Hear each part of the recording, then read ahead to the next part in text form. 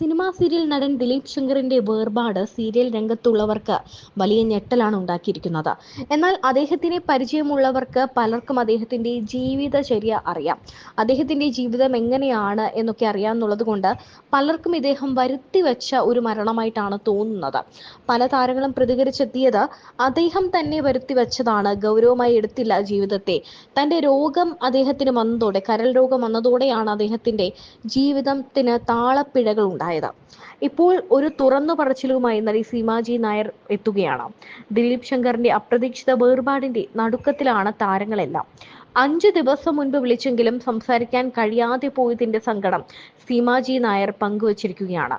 സീമാജി നായർ പറയുന്നത് ഇങ്ങനെയാണ്: 5 ദിവസം മുന്നേ എന്നെ വിളിച്ചതല്ലേ നീ? അന്ന് തലവേദനയായി കിടന്നത് കൊണ്ട് സംസാരിക്കാൻ പറ്റിയില്ല. ഇപ്പോൾ ഒരു പത്രപ്രവർത്തകൻ വിളിച്ചപ്പോഴാണ് വിവരം അറിയുന്നത്. എന്താണ് ദിലീപ് നിനക്ക് പറ്റിയത്? ഒന്നും പറ്റുന്നില്ലല്ലോ ഈശ്വര, എന്തെഴുതണമെന്നറിയില്ല എന്നാണ് അദ്ദേഹം പറയുന്നത്. നടൻ ദിലീപ് ശങ്കറിന്റെ മരണവാർത്തയാണ് കഴിഞ്ഞ ദിവസങ്ങളായി, അതായത് ഇന്നലെ ഉച്ചയോടെ ആണ് ഈ മരണവാർത്ത എത്തിച്ചേർന്നത്. ഹോട്ടൽ മുറിയിൽ 2 ദിവസം പഴക്കമുള്ള മൃതദേഹമാണ് കണ്ടെത്തിയത്. അഴുകിയ നിലയിലായിരുന്നു നടൻ ദിലീപ് ശങ്കറിന്റെ മൃതദേഹം.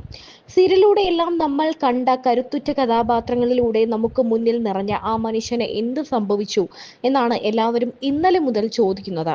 എന്താണ് ദിലീപ് ശങ്കറിന് സംഭവിച്ചത്? കാരണം നമ്മൾ സ്ക്രീനിൽ കാണുമ്പോൾ യാതൊരു കുഴപ്പവുമില്ലാത്ത നല്ലൊരു അഭിനേതാവ് തന്നെയാണ് അദ്ദേഹം. എന്നാൽ അദ്ദേഹത്തിന്റെ ജീവിതം നമ്മൾ ആരും കരുതിയ പോലെയല്ല.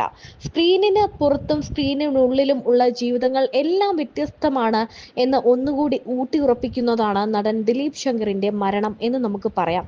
കാരണം അദ്ദേഹത്തിൻ്റെത് ഒരു സന്തുഷ്ട കുടുംബമായിരുന്നു.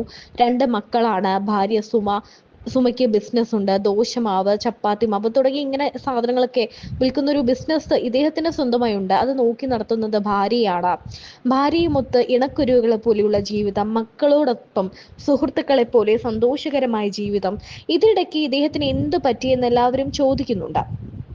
ഇടയ്ക്ക് അദ്ദേഹം നോൺ വെജിറ്റേറിയൻ എല്ലാം കംപ്ലീറ്റ് ആയിട്ട് നിർത്തി, വെജായി, മദ്യപാനം നിർത്തി. ഇതിനെല്ലാം പിന്നിൽ കരൾ രോഗമായിരുന്നു.